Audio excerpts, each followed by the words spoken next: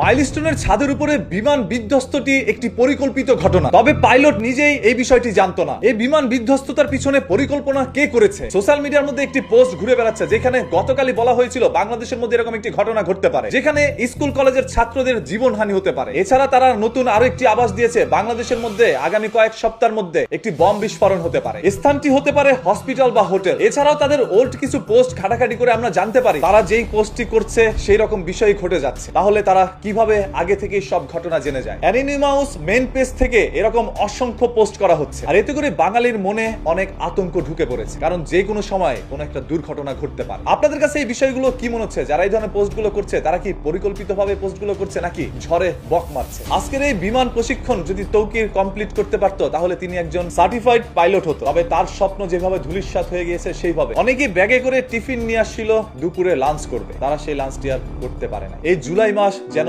একের পর এক মানুষের জীবন কেড়ে নিচ্ছে। আর এরকম একটি ঘটনা ঘটার ফলে আগামীকাল আমাদের পুরো দেশে রাষ্ট্রীয় শোক দিবস পালন করা হবে। এই দেশকে অস্থিতিশীল করার জন্য কাদের হাত রয়েছে? এছাড়াও গত 3 দিন আগে বাংলাদেশের সরকার জাতিসংঘের একটি অফিস বাংলাদেশে দেওয়ার জন্য পারমিশন দিয়েছিল। তবে অন্যদিকে বাংলাদেশের কেউ চাচ্ছে না জাতিসংঘের একটি অফিস বাংলাদেশের মধ্যে হোক। আর এই বিষয়টা যেন মানুষের নজরের মধ্যে না থাকে, এই জন্য পরিকল্পিতভাবে এরকম কোন ঘটনা ঘটাতেও পারে। গতকালকে বাংলাদেশের একজন নাগরিক এরকম একটি পোস্ট করেন, যেই পোস্টটিও আজকের ঘটনার সাথে অনেকটাই মিলে যায়। তাহলে কি এই সম্পূর্ণ বিষয়টি পরিকল্পিতভাবে ঘটানো হয়েছে?